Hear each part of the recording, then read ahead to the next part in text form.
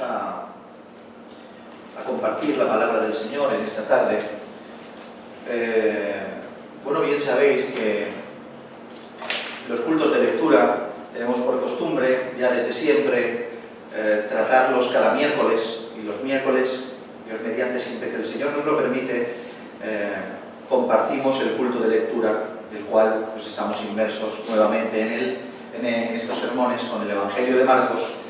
Pero este domingo vamos a continuar con el Evangelio de Marcos, con nuestro culto de lectura, ya que estamos en pleno estudio y búsqueda de lo próximo que queremos hablar. Y como saben, pues, bueno, dentro de mis limitaciones me cuesta mucho y tengo que dedicarle muchísimo tiempo para poner en orden todos los pensamientos que Dios va poniendo en mi corazón y todos los estudios que vamos haciendo. Por tanto, hemos aprendido a no tener prisa, no precipitarnos y no atender, no hay ningún tipo de necesidad. Así que vamos a compartir en esta tarde la palabra del Señor y vamos a continuar con nuestro culto de lectura del Evangelio de Marcos. Amén. ¿Les parece bien? Amén. ¿Tienen ganas de seguir leyendo y estudiando las Escrituras? Gloria a Dios. Bien, ¿por dónde nos quedamos? Por el 7. Muy bien, versículo 7. ¿Y qué dejamos atrás? La mano seca. La mano seca, ¿qué más? ¿Cuál fue el concepto principal que dejamos atrás? El día de reposo. El día de reposo. O sea, una de las cosas que dejamos atrás es que en el día de reposo, nuestro hermano, nuestros dos Antonios han contestado lo mismo. En el día de reposo, los fariseos importunaban al Señor, intentándole censurar, perseguir, prenderle, por, según ellos, transgredir el día de reposo, por coger por un lado espigas y comerlas en Shabbat y por otro lado sanar a un hombre que tenía una discapacidad física en la mano derecha en día de reposo. Y el Señor magistralmente, tanto en el episodio en el cual pasaban por el sembrado como el episodio en el cual estaban en la sinagoga, se repite en dos diferentes lugares una misma enseñanza clarísima, y el Señor, el cual es Señor del día de reposo y uno mayor que el templo, enseñaba claramente de que estaban completamente equivocados y que el concepto que tenían de día de reposo ni se acercaba a lo más mínimo a lo que el Señor enseñaba como día de reposo en su ley. Estuvimos hablando de que en ningún momento el Señor estaba diciendo, bueno, yo he venido a cumplir la ley y el día de reposo se quita, por tanto yo que soy Señor del día de reposo y soy mayor que el templo, aquí estoy, puedo sanar, puedo hacer... No va por ahí.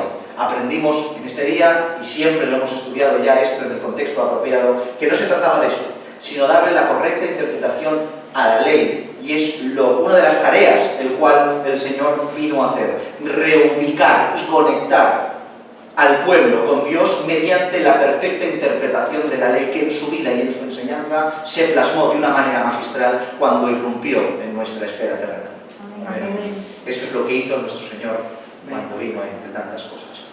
Bien, y el versículo 7 no lo vamos a leer porque ya lo leímos en la otra ocasión. Comienza así, y dice así: Mas Jesús se retiró al mar con sus discípulos. ¿Qué significa este más? Cuando estudiamos, cuando leemos más Jesús, o sea, nos conecta directamente con el contexto superior. ¿Cómo terminamos nuestra historia? ¿Dónde dejemos esos dos episodios? Concretamente el episodio del hombre de la mano seca en una sinagoga, y terminan con los fariseos y herodianos juntándose entre sí para prender a Jesús, para intentar hacerle daño, para desacreditarle, para censurarle, para matarle, etcétera, etcétera. Entonces el versículo 7 dice más, o sea, viendo la situación en la cual había, más Jesús, viendo todo esto, se retiró al mar con sus discípulos. Amén. Jesús se retira al norte de Israel, hacia Galilea, en esta ocasión, seguramente quizá porque no era el momento de seguir tensando más la situación que tenía con los fariseos, con el liderazgo del pueblo de Israel, porque saben que si los saduceos tenían los resortes del poder y de alguna manera el monopolio del templo, el fariseísmo monopolizaba la sinagoga y la enseñanza. Por tanto, los fariseos que se juntaban con los herodianos y enfrentarse a ellos era un momento inapropiado. ¿Por qué? No por temor, no porque el Señor tuviera miedo a enfrentarse a ellos, sino porque no era su momento. No era el momento de tensar las cuerdas aún más. Ya llegaría ese momento. de ir tensando poco a poco con la verdad la cuerda que fuese necesaria. Pero no es por ese momento. Entonces, como el Señor vio propicio que el momento era tenso, se apartó al mar, no por temor, sino por seguir cumpliendo su plan específico y seguir predicando el Evangelio a todo el pueblo de Israel y a todo aquel que se acercara libremente.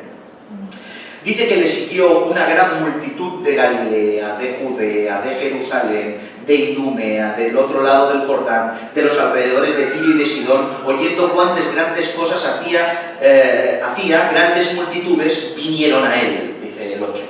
Podemos ver el énfasis de Marcos para hacernos ver la cantidad y diversidad de gentío que le seguía. Galilea, Judea, Jerusalén, Idumea, del otro lado del Jordán y los alrededores de Tiro y de Sidón. Podemos ver cómo gente de todo lugar le siguió, norte, sur, este y oeste. Y es que así de atrayente es nuestro Señor. Amén. Así de atrayente fue, es y será por siempre nuestro Señor Jesucristo. Sea por una cosa o por otra, el Señor atraía y llamaba la atención. Amén. Sea por aquellos que se enamoraban locamente de Él, o sea por aquellos que lo aborrecían locamente. Tanto los dos extremos hacía que todo el mundo pusiera los ojos en Él. Unos por obediencia, otros por repulsa, pero todos puestos los ojos en Jesús. Mientras que Jesús vivió y transitó en su ministerio oficial, no había otra cosa de qué hablar. Cristo fue el protagonista. Amén. Donde Él pasaba, todo se anulaba. Cristo era el protagonista. Donde Él pasaba, ya no hay nada que hacer. Cristo era el tema de conversación. Cristo era donde se hablaba en los corros, en las plazas. A Cristo se le buscaba por una cosa o por otra, porque Cristo es atrayente. Amén. Pero como hemos dicho, aunque todos acudían, no todos se beneficiaron de Él por el corazón perverso que tenía. La motivación más extendida entre la multitud que le seguía era recibir el favor de Dios en un contexto de milagro físico y material. La gran multitud que le seguía tenía algo en mente. No todo el mundo era un corrupto que quería perseguirlo para matarlo, sino que eran personas que lo perseguían porque entendían que podían recibir un milagro físico, un beneficio en la carne, en un contexto material. Ellos sabían, y no solo en teoría, sino que ya, incluso al principio ya de su ministerio, por donde pasaba Jesús, su huella quedaba marcada. Las voces se corrían, no como hoy, con WhatsApp y las redes sociales, pero de pueblo en pueblo, de persona en persona, de boca a boca, y la gente lo veía y escuchaba de que este Jesús, carpintero, hacía milagros. Amén. Y todo el mundo iba en pos de Él a buscarlo y a recibir su milagro. El problema no es que esperaran recibir un milagro. Yo nunca he visto un problema en esperar recibir un milagro. ¿Qué problema hay esperar en recibir un milagro? ¿Habría algún problema? Yo lo haría. O sea, si yo tuviera una necesidad y tuviera la oportunidad de clamar a Cristo de que obrara en mi favor, lo haría. No hay ningún problema en pedir al Señor, y en un contexto actual pedir a Dios que obre en un milagro, en una necesidad material o física que tenga. En ningún momento la Biblia censura eso. No nos equivoquemos, mis hermanos. A veces, por irnos al extremo en contravertida de estos que buscan solo a Dios por el milagro, nos creemos que no debemos pedir. No te equivoques, tenemos que pedir. El Señor nos permite clamar. No es algo extraño de que haya una necesidad en nosotros de acudir al Padre que tiene solución en base a una necesidad que yo tengo. Por tanto, esto que hacían estas personas en un contexto era normal, no había ningún problema en pedir el milagro. El problema era que solo iban por el milagro. Por tanto, la problemática no es pedir por el milagro, sino solo venir por el milagro. Y esto se aplica en la actualidad. ¿Qué problema tenemos individual o colectivamente pedirle al Señor el favor? Ninguno. Pero si solo vamos al Señor por el favor, lo que no es ningún problema se transforma en el mayor problema. ¿Se han dado cuenta que siempre lo santo puede ser para lo mejor o para lo peor? Depende con la actitud y el contexto en el cual uno se acerque. Sabemos, mis hermanos, que el milagro nunca es el propósito sino la consecuencia. Sabemos claramente por este texto y tantos de que el milagro es la consecuencia y no el propósito. No es el propósito principal. El Señor no vino a sanar porque sí y ya está. Era una consecuencia de su irrupción en la tierra. Nosotros no estamos, su iglesia, aquí para sanar y para ayudar en un contexto físico y material. Es una consecuencia de la irrupción en la vida de una persona. Cuando la iglesia del Señor envuelve la vida de una persona, le predica el Evangelio, lo abraza con los lazos de amor del Espíritu, lo recoge para salvarlo y en consecuencia puede ser que el Señor obre milagrosamente. Amén.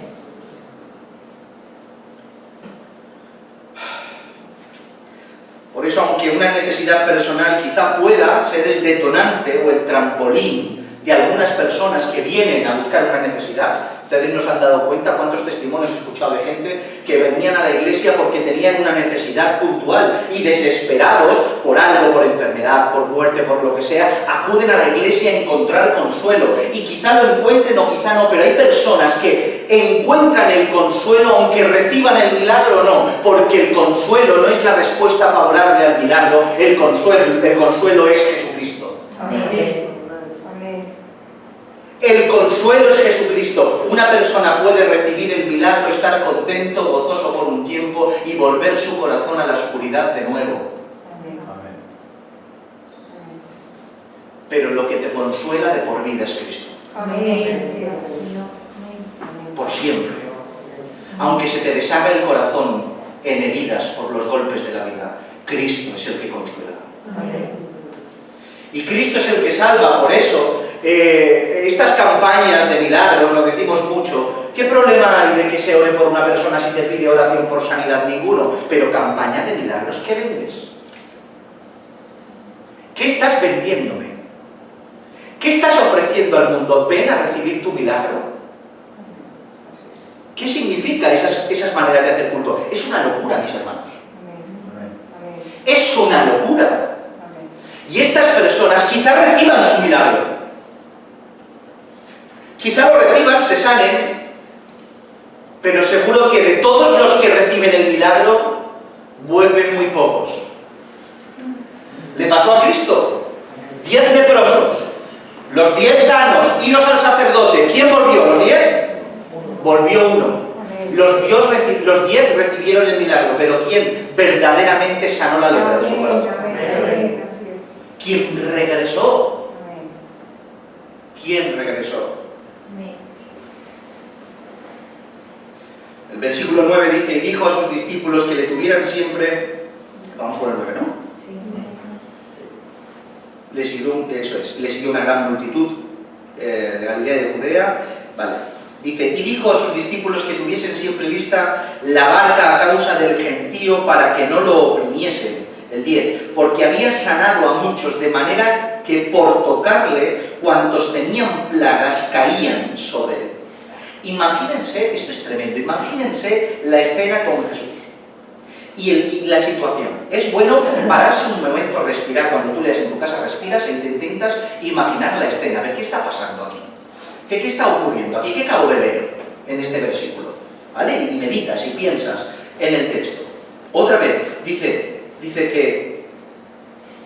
Y dijo a sus discípulos que le tuvieran siempre lista la barca a causa del gentío para que no le oprimiesen, porque había sanado a muchos, de manera que por tocarle cuantos tenían plagas caían sobre él. La escena es tremenda. Miles de personas de norte, sureste y oeste de Israel agolpándose para recibir el favor de Cristo.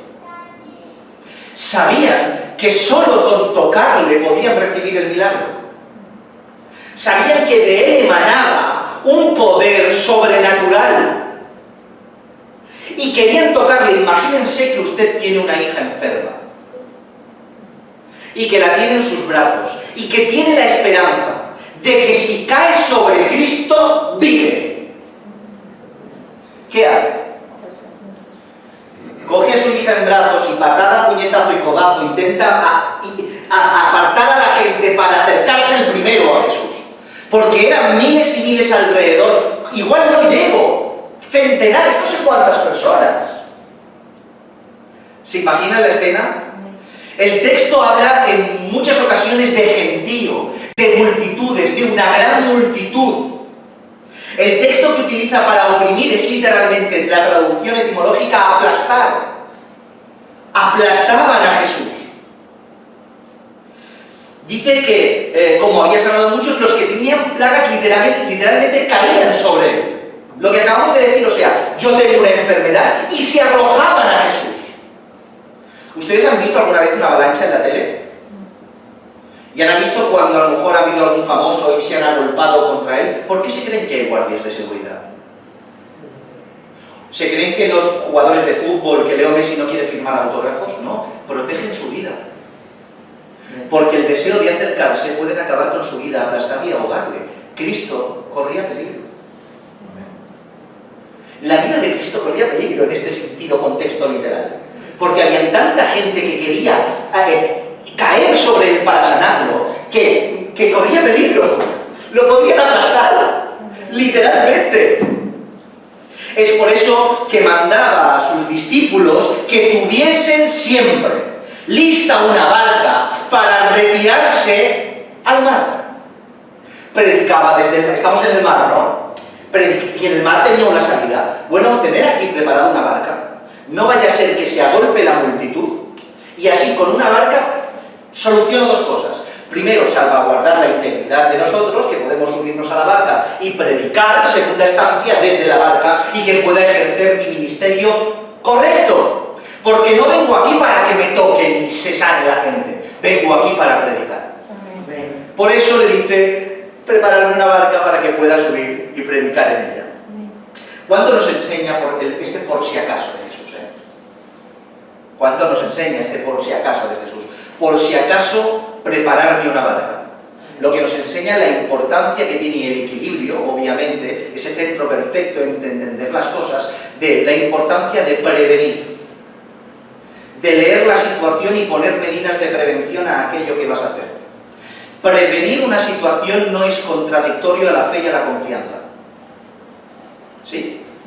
Tener medidas de prevención en algo que vayas a hacer, poner medidas de prevención en cualquier cosa, planificar anteriormente y prever situaciones adversas que pueden haber en tu vida, en cualquier situación que desempeñes, no es una cuestión de falta de fe o falta de confianza, es una cuestión de sentido común que el propio Señor Jesucristo nos enseña. Por tanto, esa locura de decir nada, no te preocupes, el Señor hará y tal, sin pensar, sin planificar, sin hacer, igual coges un avión y te ves en el desierto y mueres porque no has planificado bien el viaje. ¿Me entiendes lo que quiero decir? Tenemos que tener sentido común. La Biblia nos enseña a tener sentido común en este contexto. El 11 dice, y los espíritus inmundos al verle se postraban delante de él y daban voces diciendo, tú eres el Hijo de Dios. Qué tremendo es. Tú eres el Hijo de Dios. Podemos ver nuevamente cómo los espíritus inmundos aparecen en escena. Se les conoce así por su inmundicia. Espíritus inmundos es una nomenclatura muy habitual respecto a denominar a los demonios en las Escrituras. Por su inmundicia viene a significar impuro en un contexto tanto ceremonial como moralmente. O sea, por su maldad, su pecado y su condición de separación de la santidad de Dios, eran espíritus inmundos. Y le viene perfecta la definición. Esto no era para nada habitual antes de la irrupción de Jesús, de la venida del Señor. Los espíritus inmundos no era algo habitual. Obviamente estoy seguro de que a lo mejor algún caso se podía ver suelto, pero no era algo común. Pero cuando el Señor hizo aparición, cuando el verbo de vida se encarna y viene, parece que cuando tocó la tierra, cuando nació, parece que los espíritus inmundos detectaron la presencia divina en su lugar de acción. Parece ser que lo detectaron y dijeron, ¿qué es esto? ¿Qué es esto? ¿Quién ha venido? Por eso se manifestaban cuando Él pasaba. Es una clara señal mesiánica y por eso no se veía antes de que el Señor viniera. Parece ser que en todo el Antiguo Testamento en raras ocasiones vemos mención, pero cuando viene Cristo lo vemos de continuo. ¿Por qué? Porque el liberar a las personas de espíritus inmundos y de la autoridad para con los demonios es una señal completamente ligada al desarrollo ministerial de Cristo. Por tanto, aquel que tenía esa autoridad sobre los demonios era una marca inequívoca de que este que lo hace es un posible candidato a Mesías de Israel. Esto es interesante, ya que nos surge la pregunta de por qué una persona con un espíritu inmundo va voluntariamente a donde está Jesús. ¿Por qué una persona poseída con un espíritu inmundo va voluntariamente a donde está Jesús? Porque este caso no es que Jesús sale al encuentro de un espíritu como el gadareno o como el de la sinagoga, sino que la gente acude al mar donde está Jesús predicando, y qué extraño es que una persona con un espíritu inmundo acuda a donde está Cristo. ¿No les parece extraño? Respecto a la demoniología y esta materia tan complicada, tenemos que mirar entre líneas en todas estas cosas e ir recopilando datos, y este quizás sea uno. Esto quizá nos pueda señalar de que una persona la cual está poseída por un demonio, en ocasiones, no es que esté las 24 horas del día sujeta a la voluntad del espíritu que lo posee, sino que quizá en ciertos momentos tenga libertad de decisión y acudir libremente por donde quiera. Y quizá esta persona, aunque tenía un espíritu inmundo, libremente acudió a ver lo que estaba pasando ahí. Quizá no por un sentimiento correcto, por algo adecuado, o quizás sí, quizás se veía así poseído y decía, yo aquí tengo algo raro, quiero recibir el milagro. Pero es interesante ver este caso en sí, de que alguien con un espíritu inmundo acuda a ver a Cristo de esta manera, y es digno de estudio y de mención. Pero quizá otra respuesta sea que los espíritus inmundos que estaban en las personas influyeran en las personas para ir voluntariamente a ver a Cristo, para intentar truncar su ministerio. El espíritu inmundo, el cual sabemos que tiene a una persona y la lleva por donde quiera, quizá la llevó impulsada por esa maldad dentro de él a ir a ese lugar, manifestarse en ese lugar y truncar su plan. Y por eso cuando lo ven se postran delante de él y le dicen, eres el Hijo de Dios. Esto de es el Hijo de Dios no es una mención cualquiera. Porque noten que no dice un hijo de Dios o hijo de Dios, sino el Hijo de Dios, en absoluto singular. Y este Hijo de Dios es otra mención absoluta, identificadora del Mesías.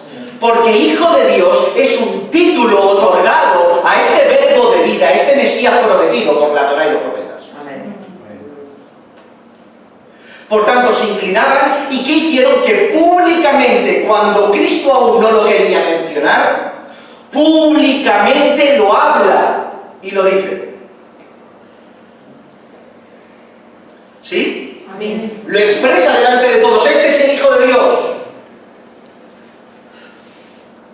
Mas él, dice el 12, les reprendía mucho para que no lo descubriesen. ¿Notan? No es el momento de proclamar quién soy. Es el momento de hacer esto. Estamos dense cuenta que es el inicio de su ministerio. Estos vienen aquí a intentar desbaratarme el plan. Callados os quedáis. Los enmudeció para que no desbarataran su plan. Esta expresión la vemos en muchos otros lugares, para que no lo descubriesen, y tampoco tiene que ver con temor o algo parecido, sino con el cumplimiento y desarrollo perfectamente planeado desde la eternidad. Esto también es algo que vemos en todo el panorama bíblico, pero es algo que nos tiene que enseñar mucho, y es una clara manifestación de plan perfecto desarrollado, de pauta puntual, de orden bíblico. Tenemos textos que evidencian claramente este plan perfectamente diseñado desde la eternidad y que va paso por paso. Y no es una improvisación tras improvisación, sino un plan perfectamente diseñado y perfectamente ejecutado en su orden. Gálatas capítulo 4, verso 4 dice, pero cuando vino el cumplimiento del tiempo, Dios envió a su Hijo, nacido de mujer y nacido bajo la ley. ¿Por qué no lo envió en tiempo de los jueces? ¿Por qué no lo envía ahora? ¿Por qué no lo envió? ¿Cuándo lo envió? Cuando el plan perfectamente diseñado en la eternidad, venido el cumplimiento del tiempo en esta esfera terrenal, porque en la eterna, en la celestial, no hay tiempo, cuando en el tiempo transcurrido en la esfera terrenal, en este mundo se cumpla, entonces enviaré a mi hijo, nacido de mujer y nacido bajo la ley, en un momento específico, porque el plan se ha cumplido a lo largo de la trayectoria bíblica, punto por punto, perfectamente desarrollado. Como hemos dicho, no se iba improvisando, no se redireccionaba su actuación en consecuencia a las dificultades que se encontraban. Hay explicaciones de gente que no, de hermanos que no entienden la soberanía en un contexto total y absoluto, que dicen que sí que entienden la presciencia de Dios y la creen, o sea, que entienden de que Dios, como sabe todo, actúa en ese plan, pero si se dan cuenta y investigaran y profundizaran un poco más en esa misma frase y expresión, se darían cuenta de que es un error que anula la soberanía. Porque si solo me quedo con que como Dios sabe, yo actúo, estamos viendo que aunque Dios se anticipa a lo que pasa, actúa en base a las consecuencias que ocurren. Y como sé que van a haber cosas, pues bueno, intento meterme y rellenar los huecos por medio de lo que me dejan hacer. Y como lo sé anticipadamente, utilizo mi conocimiento anticipado para desarrollar un plan perfecto en base a lo que me dejen. Pero no hace eso el Señor. Obviamente Dios tiene presciencia, conocimiento anticipado, omnisciencia, pero Dios es soberano. Y Dios no diseña un plan en base a lo que le dejan, sino que todo lo creado se amolda a lo que Él diseñó. Amén. Por eso, el plan diseñado no es un desarrollo consecuente, sino un desarrollo puntual diseñado en la eternidad que nada y nadie podía truncarlo. Amén a su palabra. Amén. Por eso cuando su madre lo inoportuna, no hay vino. ¿Qué tienes conmigo, mujer? No ha llegado mi hora, mi momento. ¿Será por hacer vino? ¿Será por hacer el milagro? No ha llegado mi momento. Lozana, no le digas a nadie que te he sanado, porque no solo en lo eterno, sino en la vida había un plan perfecto que se tenía que desarrollar. Y esto nos enseña algo maravilloso a nosotros, que no podemos empezar la casa por el tejado. Amén.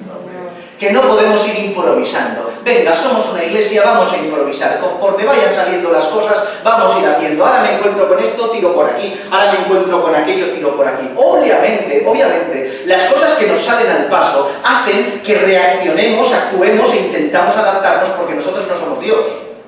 Obviamente. Pero sí que es verdad que la Biblia ha diseñado un plan a seguir para su iglesia.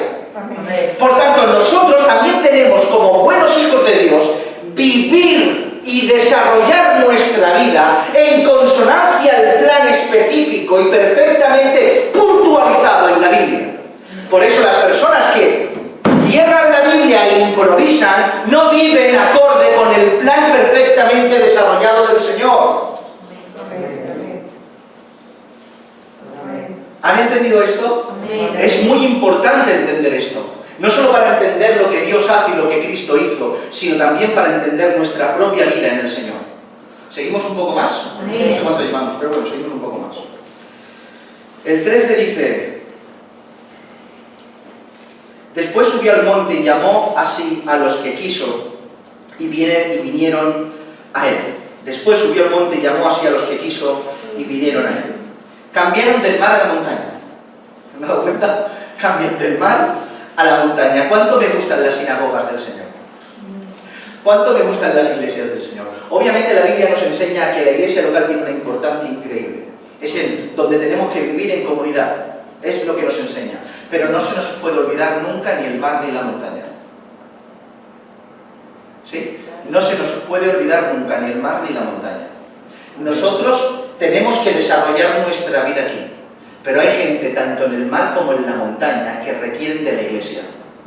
La iglesia tiene que trasladarse a los mares y a los montes a predicar. No podemos impedir y no podemos permitir que la buena noción y conocimiento que tenemos de la importancia del desarrollo en la vida de Dios en la iglesia local impida que el concepto evangelístico de la iglesia, ese ministerio maravilloso, se vea opacado por una verdad. Una verdad no puede opacar a otra, una verdad tiene que impulsar la otra. Por tanto, la iglesia local tiene que ser el núcleo, el génesis, el centro neurálgico de la fe del creyente y de la instrucción del creyente. ¿Para qué? Para que en medio de sus quehaceres esté el mar y la montaña. Esté el trabajar fuera de la congregación. Por eso el Señor de una sinagoga pasa al mar y luego a la montaña.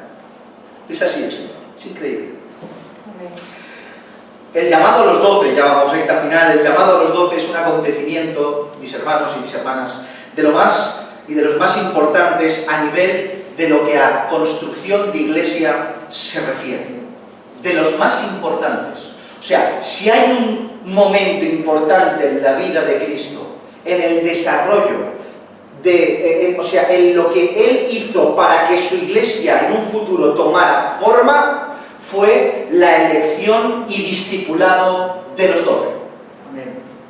Es prácticamente esencial. Sin ellos no hubiera habido lo que tenemos ahora. Tenemos que entender que fueron ellos los encargados de reproducir el Evangelio de mensaje, tanto en vida como en voz, de nuestro Señor Jesucristo. Ellos recibieron la enseñanza y la tenían que reproducir generación tras generación de una manera tan clara que cuando ellos no estuvieran, los mismos que los heredan tuvieran el mismo conocimiento que ellos tenían aun haber estado con Jesús. Por eso nosotros no estamos aquí para inventivas, sino para replicar. Somos replicantes. Reproducimos. No inventamos, aquí no hay moldes nuevos, aquí no hay novedad. Cuando hay una novedad, ojo, porque las novedades siempre suelen ser erróneas. A veces hay gente que entiende que algo es novedoso, pero que va, es más antiguo que el frío. Lo que pasa es que estaba oculto y se ha revelado que esto que se practicaba, se hacía o se pensaba, no estaba, era antiguo, lo habíamos perdido en el camino. Pero estamos aquí para reproducir, por eso tu vida y tu mensaje no puede ser novedoso, sino bíblico, y lo bíblico es antiguo. Amén.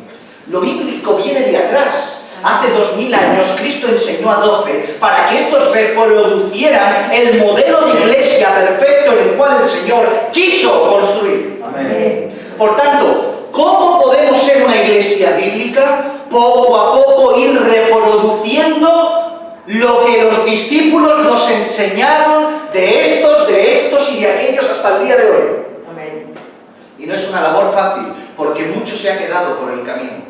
Mucho se tergiversa por el camino, pero tenemos que luchar por esa reproducción, porque tú no tienes que enseñar a otro a ser como tú sin más, sino a otro a ser como tú porque tú eres como Cristo. Amén. Esa es la labor de la iglesia, ser cristianos. Amén. Cristo es el pequeño, reproducciones de Él, mis hermanos. Y lo maravilloso de esto es que este plan perfecto del Señor era el único plan. No había un plan secundario, sino que era el único plan. El Señor no ideó un plan por si estos fallaran, sino que era el único plan perfecto que Él tenía. Para algunos, un plan completamente endeble, porque fíjense, o sea, si lo piensas fríamente, así es. El mayor acontecimiento de la historia, el cual va a depender toda la humanidad, se deja en manos de 12. Otra vez. El mayor acontecimiento de la historia de la humanidad, el mayor acontecimiento para que su verdad sea esparcida, no se queda en una columna de mármol donde todos los puedan leer y cambió la legislatura del mundo y los... no sé, no, 12. En 12 seres humanos. Para algunos, como os he dicho, es un plan endeble que puede fallar en cualquier momento, pero lo que no saben es que la soberanía de Dios está detrás de ese plan. Amén. Noten lo que dice. Dice, y llamó a los que quiso. ¿Otra vez? Y llamó a los que quiso. A los que él deseó, llamó. En ocasiones, cuando dice de los que me diste, abarca todo, pero en un sentido literal, es de estos que tú me diste para instruir, no perderé. Exceptuando el hijo de perdición que ya estaba destinado para ello. No lo perderé. Y él llamó a los que quiso, más allá de la elección, de esa elección, había una instrucción perfecta en base, a esa elección, para garantizar el éxito de su labor. ¿Entendéis esto? Por tanto, la elección tenía implícita la soberanía y por ende la garantía de éxito. ¿Se imaginan que no hubiera habido soberanía? Hubiera fracasado el plan, ¿qué no lo ven? Si Dios no implanta soberanía en su elección, todo se hubiera perdido. Porque en realidad dejar al hombre a su elección, que hiciera una cosa u otra, entendiendo lo que es el libre albedrío, que lo hay, no es el tema de ahora, sería una locura. ¿Por qué Dios deja por medio de su Hijo el plan perfecto de redención en las espaldas de 12? Porque Dios prometió, su soberanía estaba detrás, respaldar ese plan en esos 12. Amén. Y no se podía truncar, no se podía borrar, no se podía romper, no se podía perder. Por eso está usted aquí y hoy, no por 12 seres humanos, sino porque Dios es soberano. Amén. Amén. Amén. Pero ¿cómo fue el llamado? Me dejan terminar, ¿verdad? Estos 3 minutos. Pero ¿cómo fue el llamado? El Evangelio de Marcos no nos da mucha información al respecto, más allá de la elección misma. Pero sí leemos el sinóptico de Lucas. En este caso tenemos algo más de información. En Lucas capítulo 6, versos 12 y 13 dice lo siguiente. En aquellos días él fue al monte a orar y pasó la noche orando a Dios. Y cuando era de día llamó a sus discípulos y escogió a 12 de ellos, a los cuales también llamó apóstoles. Lo primero que vemos es que la elección de sus discípulos no fue, como no puede ser de otra manera, sino antes haber orado toda la noche. Jesús orando toda la noche para escoger a 12. Toda la noche. La Biblia nos dice toda la noche orando para tomar y decidir y hacer una elección. ¿Es que acaso no tenía suficiente santidad del Señor? ¿Es que acaso no tenía suficiente criterio? Pero nos refleja en su perfecta humanidad, como ejemplo magnífico y excelente de vida, lo que tenemos que hacer nosotros como creyentes. Lo que nos dice aquí claramente es que no puedes decidir sin orar. No puedes decidir sin orar. Si el Señor decidía orando, ¿por qué tú y yo decidimos sin orar?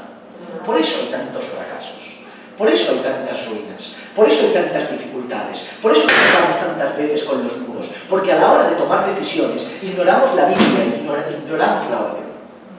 Si cada decisión que tomáramos la meditáramos y oráramos y buscáramos en las Escrituras y nuestra vida estuviera supeditada a lo que Dios dice, todo cambiaría. Todo cambiaría. También podemos ver un detalle que no se puede escapar por alto y no se nos puede pasar por alto. Dice, escuchen esto, esto es maravilloso. Dicen que llamó a sus discípulos, pero escogió a 12 de entre ellos. ¿Sí? Llamó a sus discípulos y escogió a 12.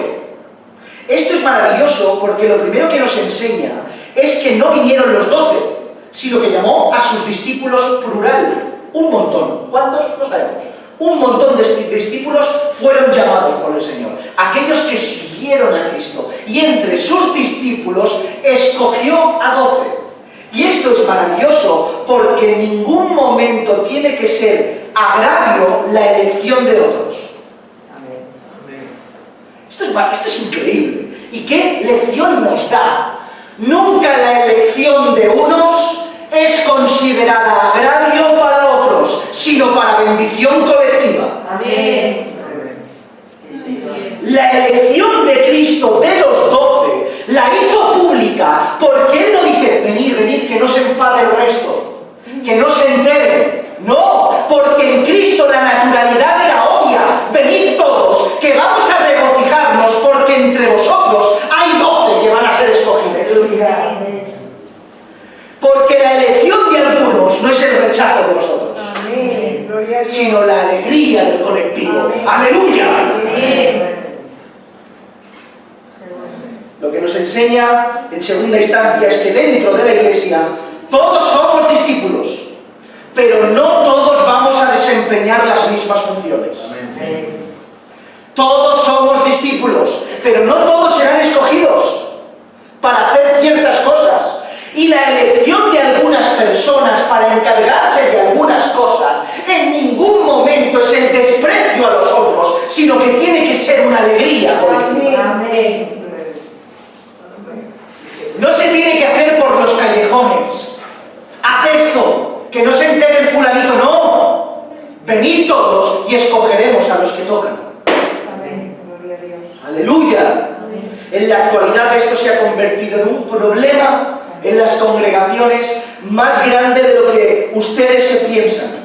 Primero, en que parece ser que los puestos están ligados a la elevación espiritual y al favor del pastor y al renombre de la Iglesia y al testimonio del Señor. Y se ha convertido la Iglesia en una competición de hacer cosas. Y cuantas más cosas haga, en un sentido puntual, ministerial o qué sé yo, de labor, en un sentido puntual, porque todos laboran en la Iglesia, absolutamente, en un sentido puntual, se ha convertido en una competición. Y claro, quiero alcanzar cosas para tener nombre, para tener... ¿Se han dado cuenta?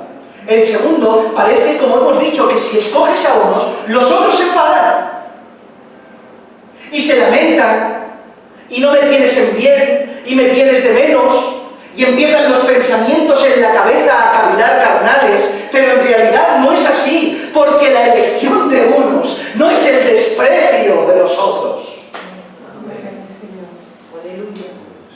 Y en tercer lugar, para mí lo peor, es que en ocasiones los pastores hemos cedido. Nos hemos acobardado por esas realidades. ¿Y saben lo que hacemos? O bien no escogemos a nadie, o bien tenemos que poner en el pack de los elegidos a los que no lo son para que nadie se enfade. Atentando la verdad bíblica y lo que Dios demanda para aquellos que tienen que ejercer ciertas labores en la Iglesia. Esto lo he experimentado en mis carnes, mis hermanos. Esto lo he podido ver con mis ojos, lo he podido escuchar con mis oídos. El no poder decirle, tú haces esto, pero tú no puedes. Y tener que hacerlo a escondidas o decir, no, llévate a este también porque se enfada. No. Enséñale la lección por qué no puede hacer aquello. Y no lo puede hacer porque o bien no tiene las capacidades adecuadas o bien está en una posición de santidad inapropiada, pero que lo sepa. Y si se daña, tenemos que sanarlo con la verdad, no con la lisonja. ¿Y qué pasa? Que cuando los pastores ceden a la presión del pueblo y los líderes ceden a la presión de aquel que se daña, sin tratarlos adecuadamente bíblicamente, la Iglesia poco a poco se va deformando. Y no tomando la forma gloriosa que el Señor nos enseña. Pero Cristo, llamando a todos, escogió a 12. ¡Aleluya! Llamando a todos, escogió a 12. Y a estos 12 los llamó apóstoles. Apóstoles. Esta palabra apóstol, sheliach, es enviado. Y aunque su nomenclatura etimológica puede bien significar y aplicarse a muchas situaciones, un apóstol, un enviado, esta connotación de apóstol es exclusiva e irrepetible. Es una definición única para ellos. A estos 12, entre todos, estos son los apóstoles, teológicamente conocidos como los apóstoles del Cordero, apóstoles que no se van a volver a repetir a lo largo de la historia. Es una elección única e irrepetible. Amén. ¿Qué manía tiene la gente hoy en día de ser apóstol? Madre mía, si tendríamos que salir corriendo solo por ser pastores. Más. ¿Pero por qué quieres más? Pero ¿quién te ha dicho a ti que te adjudiques este título único y exclusivo? Nuestro título es siervo. Amén. Amén. ¡Siervo! Los apóstoles en este caso necesitaban tener marcas específicas para poder autodenominarse así. De tal manera que el apóstol Pablo tuvo que defender su apostolado. Pablo defendiendo su apostolado. Y ahora salen apóstoles y apóstolas. Y Pablo defendiendo el apostolado en la iglesia, delante de los discípulos, delante de los 12. Escribiendo por carta, justificándose por su fruto, lo que Cristo había hecho en él. Porque entre las marcas era ser testigos de la resurrección de Cristo y haber caminado con Él. ¿Maldonado ha caminado con Cristo?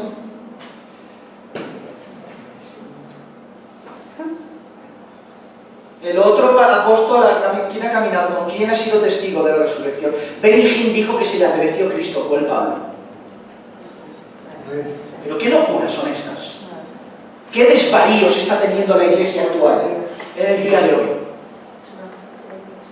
Con él, testigos de la resurrección, y los fundamentos que nosotros sepamos solo se ponen una vez. Y nosotros estamos fundamentados en los apóstoles profetas, siendo Cristo el centro. El fundamento de la casa ya la pusieron ellos. Amén. Por tanto, ¿qué sentido tiene otra vez el contexto de apóstol? Es irrepetible ese llamado. Amén. Nunca jamás se volverá a repetir. Amén. Amén. Y estableció a 12 para que estuvieran con él y para enviarlos a predicar y que tuvieran autoridad para sanar enfermedades y para echar fuera demonios. Notemos cómo él capacita a los que escoge para la labor que debían realizar a lo largo de su vida. En Marcos otra vez no vemos esta comisión impresionante, pero si quieren verla, vean los sinópticos, Mateo capítulo 10, y verán cómo esto sí que se menciona ahí. Seguramente Marcos no lo menciona porque esta comisión no era momentánea, o sea, te comisiono para que lo hagas al momento, no, sino que los comisionó en un contexto presente, paulatino, yendo hacia el futuro. O sea, te digo lo que vas a hacer en el desarrollo, no que en Mateo 10, cuando lo leemos, los escoge, los comisiona y ya hacían eso que dicen. ¿Están? ¿Hola? ¿Lo entienden esto? Por eso en Marcos no aparece probablemente. Pero los coge y los capacita. Para dicha instrucción, lo primero que hace, ¿qué es lo que hace el Señor? Para instruirlos. Algo otra vez maravilloso. Se los pega la pata. La mayor instrucción que tuvieron los 12 no solo fue escuchar sus maravillosas enseñanzas, que lo fue. No solo escuchar la interpretación perfecta de la ley y los profetas en el bendito amado Maestro. ¿Qué noches deberían pasar? Amén. Amén. Yo me lo imagino a veces y digo, Señor, he pasado noches hablando con siervos del Señor y he disfrutado. Se me han hecho las claras del día hablando de tu palabra. ¿Qué no sería pasar las noches contigo? Hablando, ¿y esto qué significa? ¿Y esto qué significa? Y el Señor sin cansarse, pues esto, pues aquello, pues madre mía. Se me ponen los pelos de punta de poder estar con nuestro Señor, que venga pronto y en nuestros días, para poder estar con Él y que nos enseñe las maravillas de la ley. Amén. Pero estando con Él, no solo aprendían lo que Él hablaba, sino lo que Él vivía. Y no hay mayor ejemplo y enseñanza que la vida de otros. ¿Se acuerdan de esa anécdota que hemos dicho muchas veces de esta mujer que coge una beca para irse a Japón y estar con el alfarero, el mejor alfarero del mundo, no sé cuánto, y durante no sé cuántos meses está y no le da ni una lección, ni una clase, ni dice nada, ni toca en el barro? Y cuando vuelve esta joven a su casa dice, decepcionada, no he hecho nada, lo único que he hecho es vivir como ellos vivían, fregar como ellos fregaban, levantarme cuando ellos se levantaban, comer cuando ellos comían, hacer las tareas que ellos hacían. Pero magistralmente, cuando después de 6 meses está en su casa y pone sus manos en el barro de alfarería, su alfarería era diferente, sus manos tenían otro ritmo, el ritmo de la rueda era diferente y sus obras crecieron de una manera impresionante, asemejándose a la obra del gran alfarero. Porque no fue mayor la lección aprendida oralmente que estar con el alfarero viviendo la vida disciplinada que él vivía. Amén. Y esto es lo que los discípulos aprendieron, a vivir con Cristo. Por eso, hoy en día, más que lo que tú dices, es lo que tú vives. Amén. Para enseñar a una persona cercana a ti, no solo basta con lo que hablas, sino que tiene que ver cómo vives. Y por eso tus hijos, que son los más cercanos, reproducirán no solo lo que hablas, sino cómo te comportas. Amén. Por eso tenemos una gran responsabilidad nosotros. Yo tengo una gran responsabilidad para con ustedes. Tenemos una gran responsabilidad, no solo por saber Biblia, sino por vivir Biblia. Amén. Amén. Amén. Amén. Amén, así es. Amén. Gloria a tu nombre. Ellos fueron los primeros que recibieron esta enseñanza extrema. Ellos fueron los primeros que recibieron esas verdades tan fuertes del Evangelio.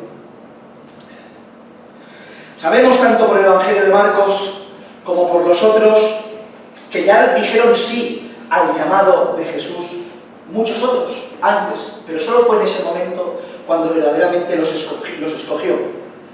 Y en el verso 16 y 17 leemos sus nombres. A Simón, a quien puso por sobrenombre Pedro, a Jacobo, hijo de Zebedeo, y a Juan, hermano de Jacobo, a quienes apellidó Boanerges, esto es, hijos del trueno. La palabra Boanerges viene a significar, es una palabra aramea que viene a significar hijos del trueno, y probablemente coinciden los comentaristas que era por su carácter impetuoso. ¿Se acuerdan lo que hicieron Juan y Jacobo en un acontecimiento? Lucas 9:54, se lo leo. Es fuerte, la verdad que es bastante fuerte. Dice, viendo esto sus discípulos, Jacobo y Juan, porque fueron a una aldea, incrédulos y demás, dijeron, Señor, ¿quieres que mandemos que descienda fuego del cielo como hizo Elías y los consuma? Y quiero recordar que no eran incrédulos, sino que iban por otra parte o algo así. Fíjense lo impetuoso de estos hermanos. Por eso les denominaban Boanerges, hijos del trueno. Andrés, Felipe, Bartolomé, Mateo, Tomás, Jacobo, hijo de Alfeo, Tadeo, Simón el cananista y Judas Iscariote, el cual le entregó, y vinieron a casa. Esta lista de los 12 la encontramos repetida incluso en 4 ocasiones en el Nuevo Testamento. Pueden tomar nota, Mateo capítulo 10, versos del 2 al 4, Marcos, nuestro texto, capítulo 3, versos del 16 al 19, Lucas capítulo 6, versos del 14 al 16, y en Hechos capítulo 1, versos del 13 al 26. Como hemos dicho con anterioridad, ya el Señor, en su palabra inspirada, se encarga en 4 ocasiones, 4 listas para mencionar quiénes eran y fueron los apóstoles. Otra vez, reafirmando lo irrepetible del llamado de los apóstoles. 4 veces, estos son, no hay otros, estos son, no hay más, no os confundáis. Podemos notar que escogió a 12 y nada está puesto al azar. Y esto no sé verdaderamente qué viene a significar porque ni me atrevo a meterme en el contexto y toda la temática de la gematría y el valor numérico de las cosas. Pero el número 12 aparece infinidad de veces en las Escrituras, ¿o no? Los 12 patriarcas, que son los 12 hijos, los cuales salieron las 12 tribus de Israel, los 12 panes, las 12 piedras del pectoral que vienen a representar a ellos mismos, las 12 estrellas, las 12 columnas, los 144.000 son 12.000 de cada tribu, y así podríamos tirarnos por todos los lados un montón de veces, los 12 frutos, las 12 piedras, las 12 puertas, las 12 perlas, los 12.000 estadios de la ciudad celestial. Un 12, dicen los que entienden que 12 tiene que ver con plenitud de todo. No perfección como el número 7 que dicen. No entiendo mucho de esto, hermanos, de verdad, créanme. Pero es relevante y creo que aquí hay un estudio merecedor de atención en cierto momento cuando el Señor nos lo permita. Pero escoge a 12 con este número significativo para que sea un fundamento de algo trascendental. La Iglesia del Señor, la cual pertenece usted y pertenezco yo. Y esto es maravilloso porque estos 12 que estaban escogidos, obviamente que había soberanía, obviamente que no iban a fracasar, pero nos dice mucho porque eran diferentes entre sí. Que si un recaudador, que si un pescador, que si un celote, que si un no sé cuánto, porque el Señor hace eso. El Señor hace que en la misma iglesia no sean todos reproducciones idénticas, sino diferentes entre sí, porque el Señor hace que así el amor pueda experimentarse. ¿Cómo se manifiesta el amor, la paciencia, la benignidad? El fruto del Espíritu, ¿cómo se manifiesta? No con aquella persona que es una réplica tuya al lado y a lo que es sí, sino aquella persona que es completamente opuesta a ti. Y la persona que es opuesta a ti, pero es tu hermano y camina contigo, que piensa diferente a ti, tiene gustos diferentes a ti, caracteres diferentes a ti, blanco y negro, alto, delgado, gris y negro, todo diferente a ti. Eso lo hace el Señor adrede. ¿Para qué? Para que en la iglesia del Señor, aunque haya diversidad, haya una solicitud en la unidad del Espíritu, manifestando el fruto que sufre el regenerado. Amén. Por eso amo, por eso tengo paciencia, por eso perdono, por eso tolero, por eso creo, por eso me esfuerzo en mi carácter en el Señor. Y el Señor trata conmigo, haciéndome cada día más a la imagen de su Hijo. ¡Qué maravilla es la diversidad! Amén. Es tan maravillosa la diversidad que en el matrimonio dice la Escritura que es ayuda contraria. Idón y es contraria. Porque no podemos ser idénticos sino contrarios, porque cada uno se ocupa de algo y nos complementamos. Amén. Así es el Señor de inteligente. Amén. Tenemos que hacerle caso. Pero lo grande que es que ya termino, ya hermanos, ya no abuso más de la paciencia que me tienen. Lo grande es que estos irrepetibles, que eran irrepetibles, apóstoles del Cordero, con las marcas, como tocan, echando el fundamento, irrepetibles, lo grande que los irrepetibles eran ordinarios. ¿Otra vez? ¿Sí? Aquí. Los irrepetibles eran ordinarios. Otra vez. Los irrepetibles. Todo esto que hemos hablado durante toda la tarde, del que en ellos está depositada toda la estructura de la iglesia en el futuro, estos irrepetibles del Cordero que no se pueden sustituir, eran ordinarios. Uno sentado en el banco de los tributos, uno queriendo derrocar a Roma, otro pescando, otro impetuoso, Juan que era un niño, unos dicen 20, otros dicen 16, un niño. Eran ordinarios, porque la exclusividad de Dios no reside en la persona, sino en el que llama. Amén.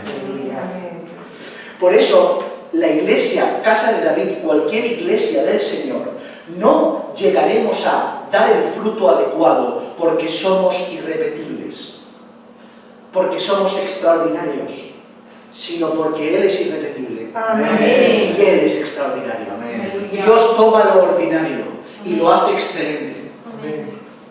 Toma una vasija de barro y pone y rellena esa vasija con su gloria. Eso es la magnificencia y la grandeza de todas las religiones separadas del mundo. Esto es increíble, mis hermanos, no tiene razón de ser en un intelecto no regenerado. Es como actúa el Señor. Por tanto, creo que merece el Señor toda nuestra entrega. Creo que merece que el irrepetible, ya que me escoge siendo barro para depositar en mi excelencia, me dé lo máximo posible. Amén. Me dé todo lo de mi vida, que mi corazón viva por Él. La perfección en el Señor reside en el esfuerzo máximo de la persona. El Señor exige de la iglesia perfección. No somos perfectos, pero sí que podemos darlo todo. Puedes darlo todo. Iglesia del Señor, puedes dar más de lo que estás dando. Amén. Puedes dar más de lo que estás dando. Cuantifica cuánto das. Él se lo merece. Porque te ha tomado para seguir reproduciendo su gloria en la iglesia del siglo XXI actual. Amén. Vamos a orar, Señor. Amén.